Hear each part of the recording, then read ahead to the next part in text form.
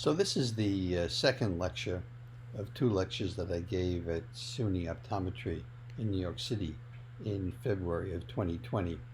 And again, I want to thank Doctors Murray Fingeret and Richard Madonna for inviting me and putting together a very excellent symposium.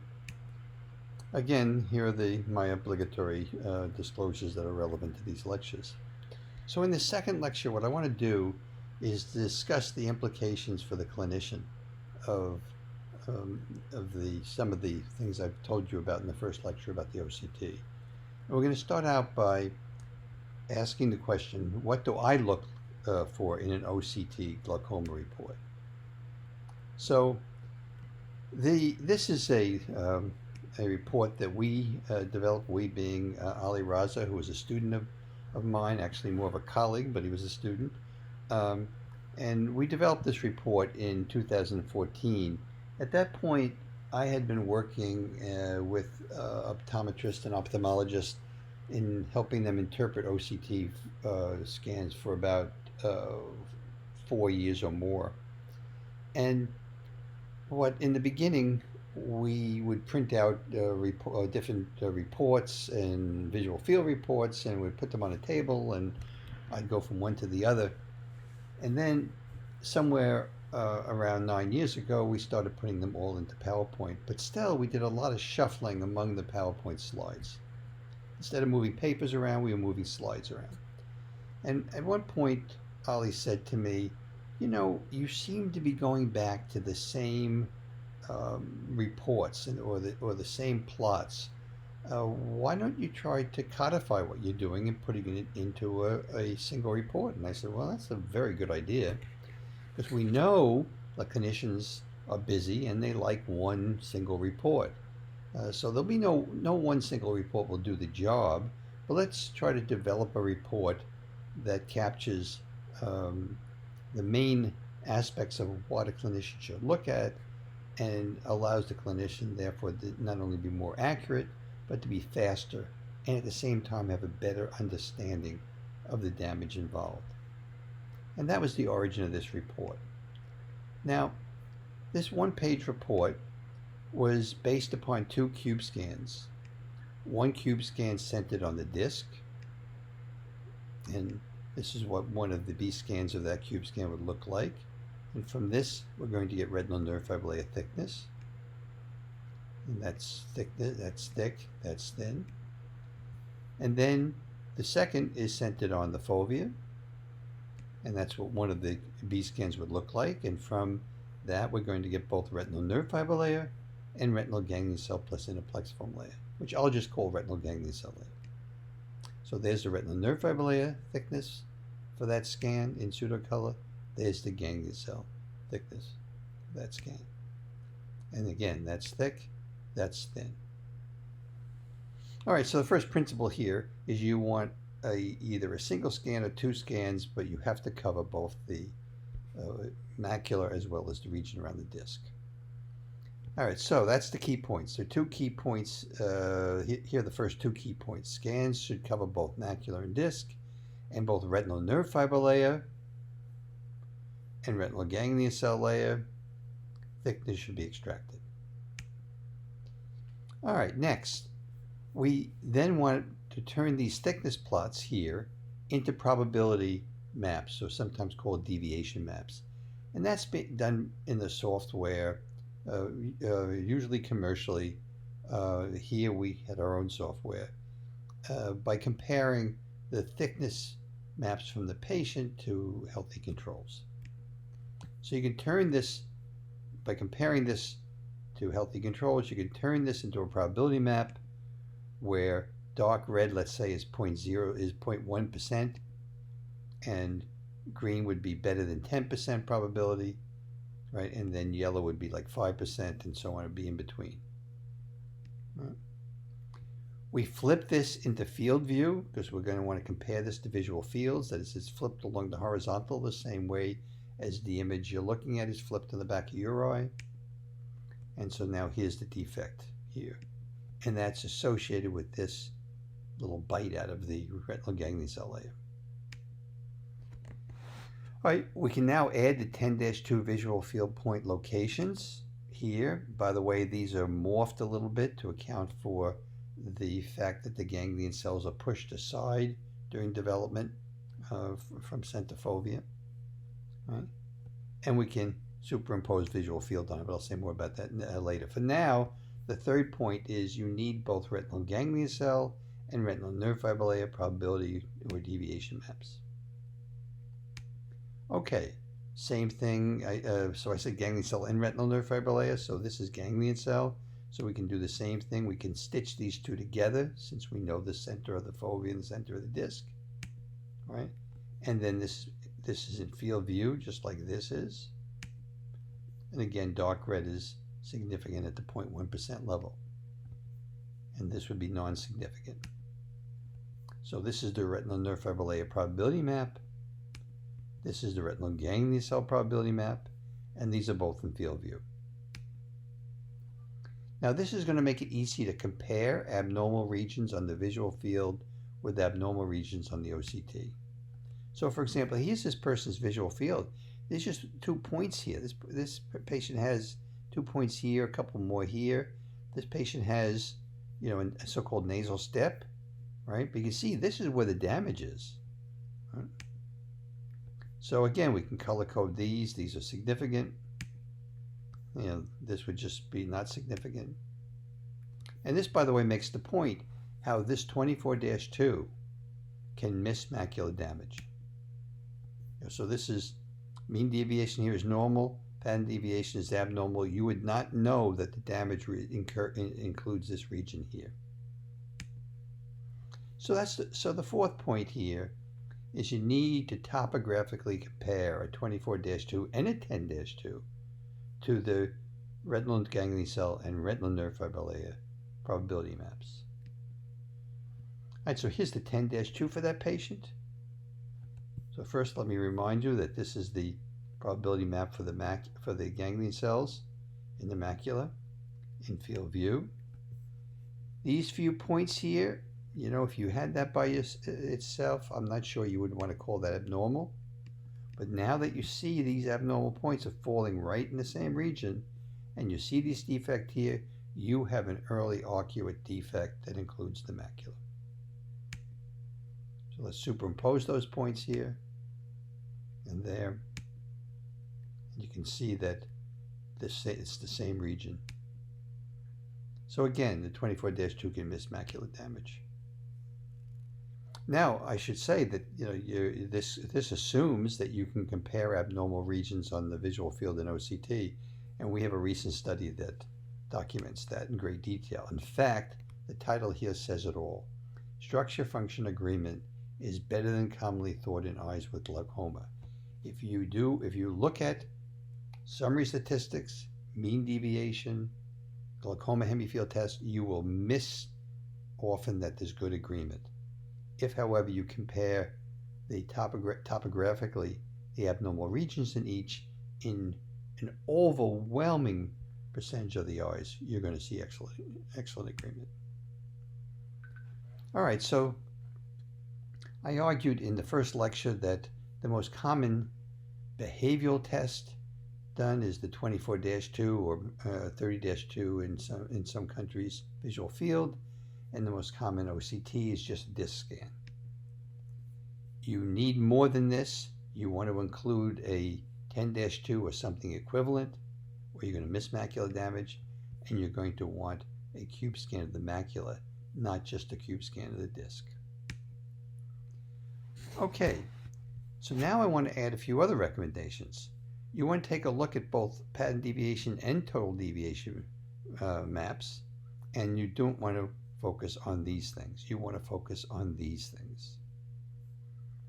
And you want to use probability maps, not pie charts. So you want to look at this and probability maps, not these things here. And then you want to compare regions on the OCT to regions on the visual field, and I'll show you more about that in a moment. Okay, so what are we looking for? We're looking for damage that is arcuate in nature. Right? Again, glaucoma doesn't create metric changes. Well, I guess it does. But that's not what you'd be looking for. By very definition, we want to look at arcuate damage. That is, we're looking for this. And everything should agree. That's the power of this. So if it's glaucoma and not an artifact, everything should agree. I look at this, and all of this region here looks like it might be abnormal. Well, is it? And that's the macula, by the way. Is it? Well, there it is on the thickness map. There it is here on this. So this whole region here is abnormal. You're just seeing a little bit of it with the visual field. You're seeing more of it with the 10-2. And then it includes the macula. I can tell that because it's impinging here on the macula, and there it is on the thickness map, and there it is on the probability map. Okay, so what's the best report on your machine? I'm going to cover three machines. I'm going to cover the Zeiss Cirrus, the Heidelberg machine, and the Topcon machine. Both Maestro and Triton have similar approaches. Okay, so the Topcon, again, both the Maestro and the Triton has a wide field scan, and by wide field, I should mention, I remind you, I have grants and equipment from Topcon. This report here I'm going to tell you about, it's called the Hood report, but I don't get any money if you buy a machine or use this report. But anyway, financial disclosure. All right, so this is based on the lab report I showed you earlier. Right? However, in this case, it's based on one scan protocol because the scan is 9x12, so it includes both the macular region and the disc region. That's 9x12. Okay, this is what one of the B scans looks like. So from these B scans, the software is going to get retinal nerve fiber layer thickness and retinal ganglion cell thickness and produce this report. That's what we have here. So this report comes from this one scan. This is not a circle scan, it's a derived circle scan. Right, so it's obtained from these B scans. Okay, so let's take a look at this. This is in Enston view again. Remember we talked about Enston view. So as long as you plot this as if you scanned from nasal around to nasal, you wind up, if you plot it that way, then this is your macula right in the center. This is your plus or minus 15 degrees plus the nasal step on the visual field, and your whole 24-2 goes from about here to here, something like this region here.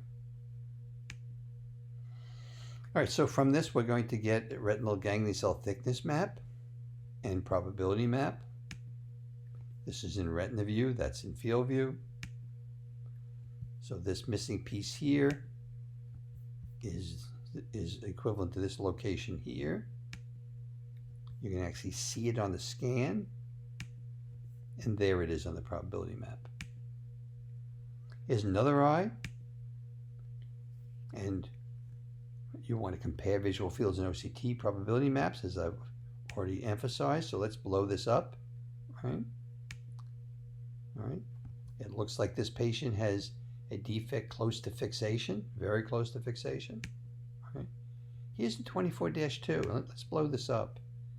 If you only had this, you might say, well, maybe there's a large blind spot, or maybe they should see a neuroophthalmologist. Maybe it's a retina problem. You certainly would not associate that necessarily with glaucoma. But here it is. There's that point. Right? There it is. You know, these big points here are the 24-2 points. The little points are the 10-2 points. And that point there is that point there. And here it is on this plot. Again, big points 24-2, little points 10-2. If you don't believe that, and you shouldn't, you get a 10-2. This is what the 10-2 looks like. And now if we circle these points, we can see the extraordinary agreement. Right? You've nailed it. This is optic nerve damage, in this case, undoubtedly glaucoma, producing this fixation close to. And you can see the arcuate here and here. Well, that's also shows you where it is up there. Okay, so the Heidelberg also has a hood glaucoma report. And again, I don't get any money. I don't get money if you use this or buy their equipment. However, I do have grants and equipment from them. This is now available in the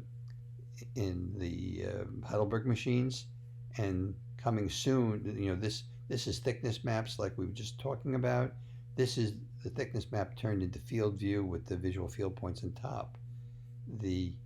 It's awaiting FDA approval for probability maps. So this is a research version here at the moment.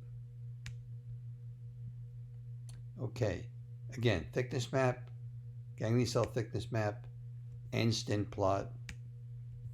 You know, this is the macula. This would be plus or minus 15 degrees on your 24-2. There's the defect. You know, so all the red arrows correspond, right? And that's what's available now. This is now in field view, this over here, and this is probability maps. So it's a retinal nerve fiber layer probability map, and it's the ganglion cell probability map. And you can see that this and this, you know, is associated with this. Okay. One thing they do a little differently in this in this particular map is, in addition to significantly thinner, they also show significantly thicker. All right, so upper visual field, inferior retina, lower visual field, superior retina, and if we look at the 24-2 and enclose the abnormal points, you can see the agreement here. That's the 10-2 points. You can see the agreement here. And again, this shows you the corresponding regions of the visual field. So what you're actually looking at, of course, is this arcuate defect here. And you can see it right here. That's producing this particular pattern of visual field in OCT. So this ISO report that's most commonly looked at is this one. I don't think this is the best because it doesn't include the macula scan. So you can, and I want to emphasize again, you can miss or underestimate macular damage unless you're looking at OCT macula scans. This is their so-called panomap, which has some characteristics that are similar to our report. So this is there's no image on here of the scan. This is an image of the derived circle scan. In any case, this is based on, just like our lab report, this is based on 2 6x6 cube scans, one centered on the fovea, one centered on the disc. So this is not the same eye, this is a different eye, but I just want to illustrate that it's based on a cube scan centered on the fovea and a cube scan centered on the disc. And that's what you're looking at over here. That's retinal nerve fiber layer thickness, right there and there. Now, in the default condition, they do something a little different here. This is a probability map that's based on this. It's in retina view, that's right. But this is retinal nerve fiber layer, so this is the probability map associated with this. But this is based on the ganglion cells. And this is the circumpapillary thickness plot based on a derived circle scan in T-SNP. Right, so that's this right here. You can actually, in some forms of this, turn this into an instant. I find this totally useless. You know, this is not the way glaucoma acts, that acts in arcuates. You know, I think what they really should do is take this image here and put it here and find a way to make it look better, but that's a different story. Okay, I mentioned that it had characteristics similar to our report, right? In the sense that that is the same as this, that is the same as this probability map here is the same as that probability map there.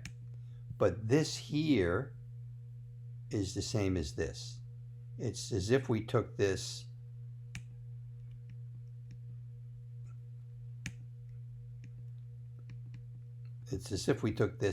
and put it up here. Okay, so let's just blow this up now. So we always want to look at the retinal ganglion cell and retinal nerve fiber layer deviation maps of the macula. So I showed you this in the last report. Remember, this was the abnormal regions in an average of early to moderate eyes. You can see how similar it is to this. Okay, anyway, everything should agree. And this means the visual field as well. So here are the maps here. We can flip them along the horizontal, like the images in the back of your eye. So this is field view. We can superimpose the 24-2 points, the large, and the 10-2 locations. Now we can look at this and, well, what do we believe? Do we believe this or this? You know, often this is best, sometimes this is best. In this case, this eye had a cataract, so we want to look at this and see that point there, which is particularly deep. That's that point there. So there's agreement, but what you want to do in an eye like this is get a 10-2, and now you can see that these points in the 10-2 correspond perfectly with the damage seen on the OCT. Okay, so again, the commonly used 24-2 visual fields in OCT can miss and or estimate central damage. And so that was the reason behind these recommendations. All right, so I also want to emphasize that you want to inspect the scan image. I mean, by looking at the scan image, you can see the damage of it, right? Okay. All right, so now I want to actually go through a series of examples or case studies that illustrate a number of points. So first of all, if you're dealing with a glaucoma clinic with patients that are suspects of glaucoma, you're going to see many, many abnormal eyes. You know, so here's an example of the three different reports with an eye that I've been showing you so far. You know, so if we blow up the probability map here, and we blow up the probability map there, and we blow this probability up map here, and then flip it into field view, you can see that there's pretty good agreement. The eyes, you know, you're getting the same pattern in these different reports. By the way, if you want to make this one look like this, remember we take this, oops, and superimpose it here. Okay, by the way, when this is superimposed, they're putting a mask on in many cases, and the mask I think has probably an 8-degree diameter or so. So this is being masked. So if you've got some general thinning or artifact, it's going to look like an arcuate in some cases when it isn't. So I'm calling this the cookie cutter effect, and I'll mention it again in a moment with another example. Okay, here are the visual fields for this eye. You can see damage here in the 10-2. There it is. Damage on 24-2. You know, there it is here, there it is here, there it is here, and this here and here.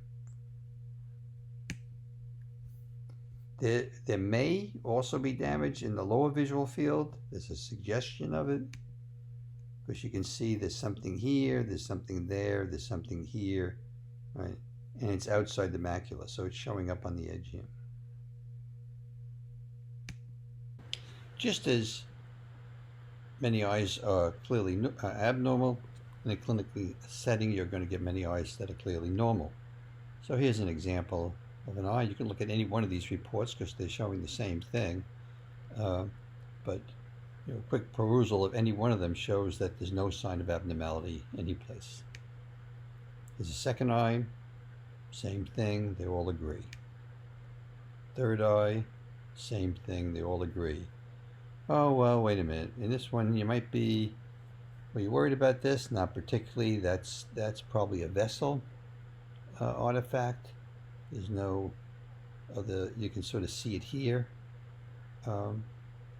And these couple spots, that doesn't bother me. Everything looks healthy. You might be a little worried about this because this looks like it could be abnormal. But remember the cookie cutter effect?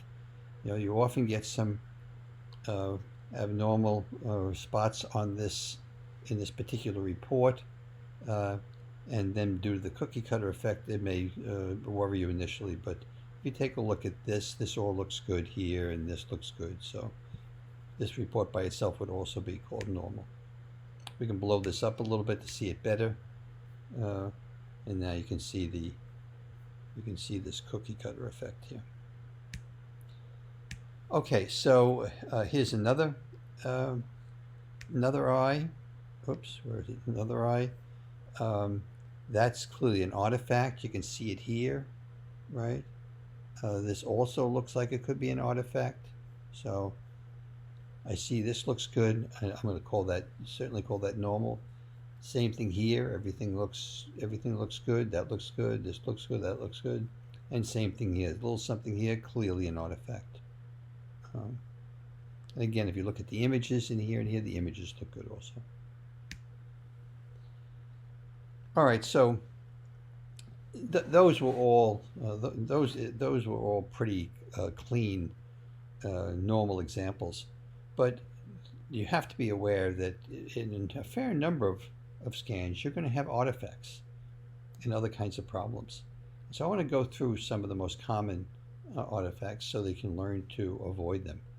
And probably the one that's most difficult to avoid unless you know what you're looking at is blood vessel location, which creates the so-called red disease. That is, when OCT was first coming out, people noticed that their pie charts would have red in them, yet they had healthy eyes, maybe their own, and so they called it red disease, which was a way of making fun of the technique.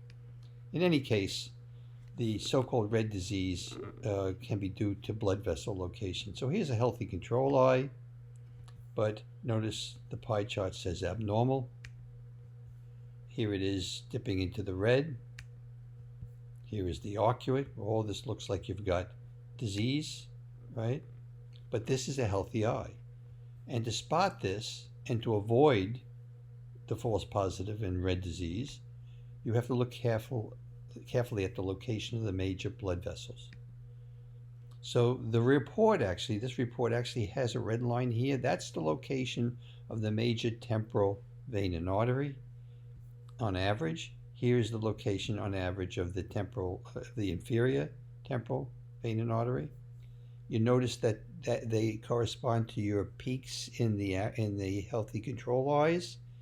That's because the vessels contribute to thickness, and the axons tend to grow and develop along those vessels. So what you want to look at here is that this is where it is on average in healthy controls. The shadows tell you where it is in this eye. So the vessels are shifted in this direction, which creates a thicker retinal nerve fiber layer here and an artifact that looks like an arcuate here. That's the location of this patient. Same thing over here. That's the average location here. That's the shadow shows you where it is in this eye, right? So this is a typical healthy control. I'll show you this patient in a moment. This is a typical healthy control. So again, in a typical healthy control, the retinal nerve fiber layer is thickest along the vessel. Let's just make this so you can see it. And that's because the vessel contributes to it, and that's because during development the axons and the vessel develop together. Okay, here's this eye. I'll tell you now it's a high myope, and it's very common in high myopes for these vessels to develop more temporally. But this rule's the same. The thickness is still along the vessel. So let's make that. So now the vessels are more temporal, and the peaks are more temporal. Clear? All right, here's another healthy control, just illustrating it doesn't have to be a high myope. So is this arcuate real in this case or not? Well, I look at that. At first I'm worried. Then I look over here and I say, well, there's the average location in controls. And there it is in this patient here, right? This is due to vessel location because I don't see any other signs any place here of arcuate damage. So that's the location of the vessels. And that's what's causing this artifact. All right, so the first thing you want to know in terms of the list of artifacts is blood vessel location. You want to rule that out when you see these arcuates, especially the ones that are coming off near the poles here. All right, here's an eye that was a suspect, and there's the what looks like an arcuate, right? And you look over here, you see, well, this is thicker than normal, and that's thinner than normal, so that shows you what's going on in this eye. And then same thing here, right? It's on the other side of the blood vessel. So let's just take a look at these here. This, and this is all due to blood vessel location. You can confirm it. 24-2 is normal. Okay. All right, so here's a separate eye. So now it gets a little more complicated when you combine blood vessel location changes with actual glaucoma. It makes it more complicated to interpret. So what's going on with this eye? Well, you look at this. There's the blood vessel location. Well, that's a little bit over here. Okay, so could that be causing this defect here? Right? Well, it certainly can be contributing to it, right? But, and same here, you know, this is over to the left now. Could that be causing this? Well, it's certainly contributing to it. But is there glaucoma here? Well, look at this. Clearly there's glaucomatous damage because this corresponds to this right here. And there it is on the thickness map. There's also a hint of something going on here, which would correspond to that. If you actually look at the image, you can actually see the damage here. So this defect here corresponds to that. You can see it over here. Right. You can see it on the T-snit curve here, and so on. Here's the visual field on this patient, confirming that in addition to so-called the little red disease, there's real arcuate damage here. So again, let's get rid of all this and just look at the probability maps. Let's flip that so now they're all in field view, and there's the 10-2. You know, so this is corresponding to this, and this, and this. And this over here corresponds to that, and that, and that. And the 24-2 similarly. This corresponds to this, and this, and this. I didn't bother circling in this particular case. Okay, a second artifact is what I'm going to call central arcuates. So you'll often see a circular abnormal region, especially on the retinal nerve fiber layer, but also ganglion cell layer, around fixation. This is typically due to foveal anatomy. So here's an eye, right? You can see it's a healthy control. Actually, we know it's a healthy control for other reasons, other exams. The artifacts are due to variations here in the foveal anatomy and the ganglion cells. So we can see here and there and there. These circle defects are due in part because the fovea has a different shape, and in part because there may be some variation within that in terms of the ganglion cell density. So the advice here is if you have an abnormal region on your probability plots that's circular and close to fixation, it's almost certainly not due to glaucomatous damage. Right? But you always want to check the consistency with the rest of the report. All right, but what's going on in this eye? what's this? What's going on here and here? Is that an artifact due to fovea distance or something? Well, let's take a look at these reports. This has a problem, so this has to be redone because that's clearly an artifact. But let's take a look at this report here, and so I keep emphasizing everything should agree. So if this is real, then you should see it on the ganglion cells too, and you do. And if this is real, you should see it down here. So this is borderline normal. This looks thinned. This is abnormal. This is abnormal. I'm really worried, and I'll still want to confirm it with a 10-2, but I'm certainly worried. Same thing here on the top con. You can see down right here. You can see that you don't have a complete donut, and down on the probability map. Here's the 10-2 recent, the recent for this particular series anyway. This is 2017. Here are earlier scans taken in 2016. And what they have in common is this region here. It looks like there's diffuse damage in the macula in general, and in particular, this region showing up.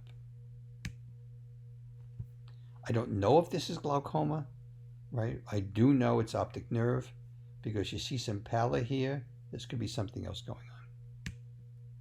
This patient probably needs a neuro-ophthalmologist in addition to a glaucoma specialist.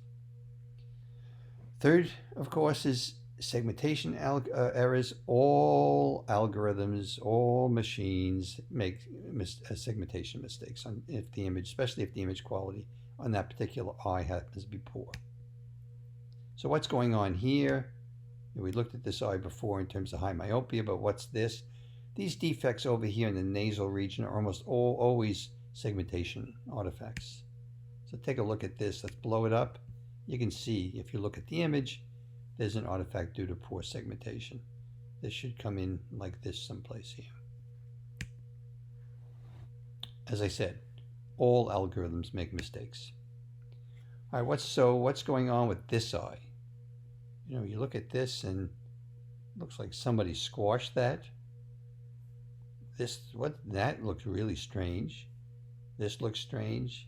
What is this? That's thicker than normal, right? I look at this and right away I say epiretinal membrane. In fact, I would usually check it by getting a B scan and looking at the B scan through the macula, and you can see the epiretinal membrane pulling on the retinal nerve fiber layer. You can see this is thicker than normal, also consistent with that. All right, so epiretinal, you have to learn to identify epiretinal membranes and then check to make sure with B scans. So here's another eye with epiretinal membrane. I see something like this. I don't have to see anything else. It suggests epiretinal membrane. In fact, I take it back. It screams at me, epiretinal membrane. Confirmed here with this weirdness. And again, if I went to the machine and looked at a line scan through there, I see this epiretinal membrane pulling on the retina. Again, you want to learn to identify epiretinal membranes. I like this en face map for identifying epiretinal membranes. You blow it up. What this is, I won't go into the details. What this is the software is taking the inner limiting membrane and then averaging everything within 50 microns below it. So wherever there's an epiretinal membrane that's pulled away, you see a dark region. So all of this is epiretinal membrane. You can actually see the stretch marks here. Okay, so again, here's the top con report. You blow this up and you can see the epiretinal membrane. Okay, so this eye has epiretinal membranes, but does it also have glaucoma? Because this is a glaucoma suspect. That's a tougher question, right? I look at this, that worries me a little bit, but everything else looks pretty good. Look at this here, and this is abnormal, but then again, the epiretinal membrane is pulling on it. Right?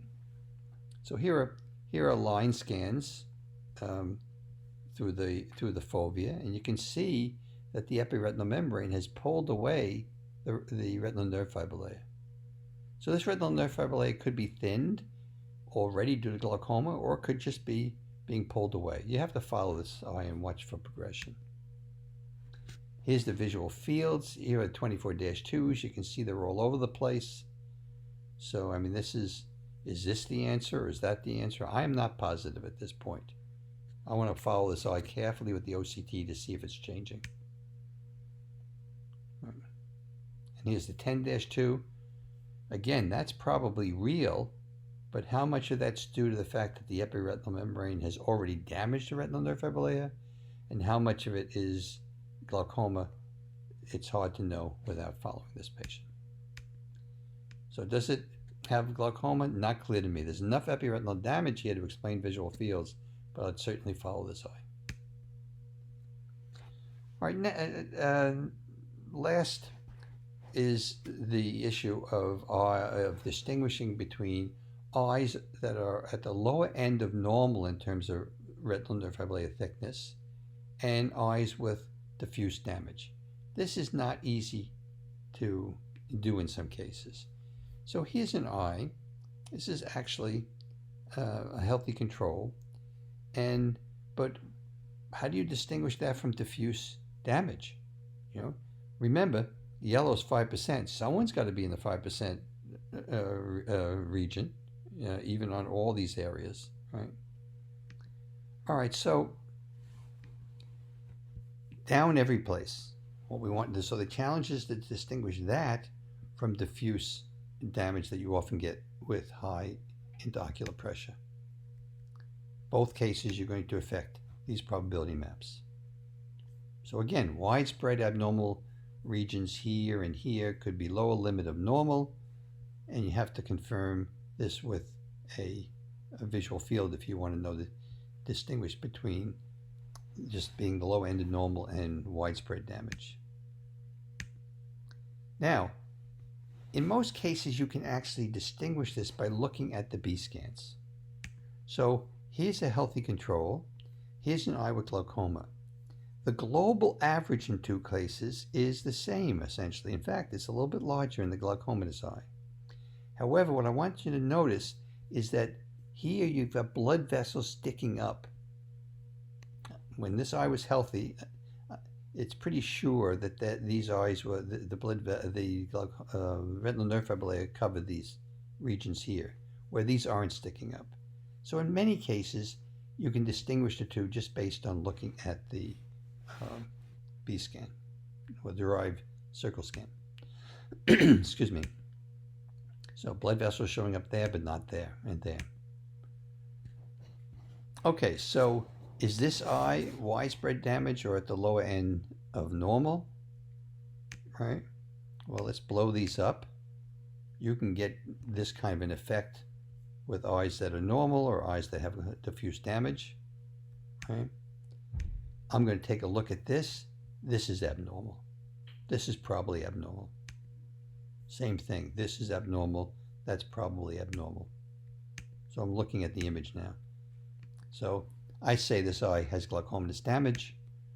You check it with the visual fields, and you can see that these regions here correspond to these defects on the 24-2. Topographically correspond. And same thing on the 10-2. 10-2 is showing something here and here and here. That would be equivalent to abnormality. That would be right about here spatially. Okay, so if we blow this up, take a look at these fields, you can see the agreement. Okay, so this is these artifacts that I showed you. I just want to acknowledge my longtime collaborator and friend, Dr. Gus Demores. This all comes from his MAPS database he's been collecting at Columbia with patients that referred to by our other colleagues at Columbia. Before I leave this, I want to just mention that there are a number of really important topics that we're not covering here. So first of all, what we've demonstrated in recent publications and studies is that OCT can be used in most eyes with high myopia and in many eyes with advanced glaucoma.